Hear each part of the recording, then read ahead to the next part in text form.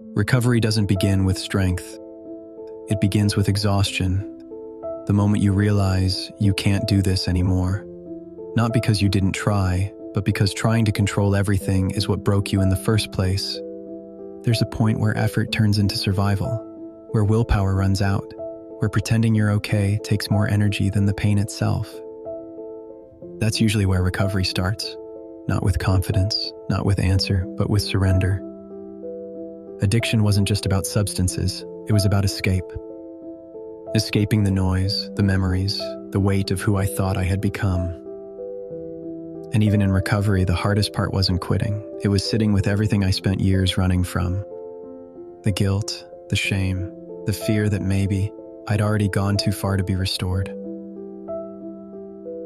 There were days sobriety felt heavier than addiction ever did. Because at least addiction numbed the pain, recovery makes you feel all of it. Every regret, every relationship, every moment you wish you could undo. And in those moments I prayed like my life depended on it. Because it did. When life was falling apart, prayer came naturally.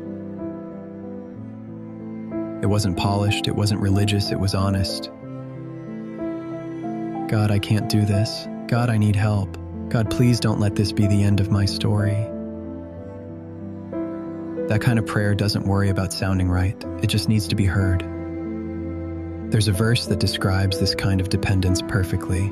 Psalm 34:17. The righteous cry out, and the Lord hears them. He delivers them from all their troubles. In desperation, crying out feels natural because there's nothing left to protect. Recovery teaches you something uncomfortable. You are not in control. And pretending you are is what keeps you stuck. Surrender isn't weakness. It's the first honest thing you do. For a while, surrender looked small, making it through the day, showing up to meetings, choosing not to run. One decision at a time. And slowly, things began to improve. Life became manageable, pain softened, hope returned. And that's when something subtle happened. When life started getting better, my prayers changed. They became shorter, less desperate, more optional. I didn't stop believing in God. I didn't stop praying. I just stopped leaning on Him the same way. Confidence quietly replaced dependence. Control crept back in. And without realizing it, I took my will back. There's another verse that exposed this pattern to me. Proverbs 3 verses 5 and 6. Trust in the Lord with all your heart, and lean not on your own understanding. In all your ways submit to Him, and He will make your paths straight. Leaning is hardest when you feel strong. Faith isn't just for survival, it's for staying free. Recovery taught me how to let go when life was unbearable. Faith taught me how to keep letting go when life felt good.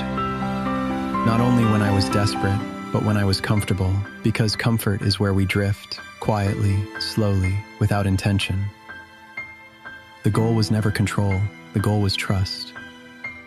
If you're listening to this right now and you're in a hard season, keep praying. If you're in a good season, keep surrendering, because the same God who met you at your lowest point is the same God who walks with you when life feels stable. And if you're still here, still trying, still showing up, you're not broken, you're being rebuilt.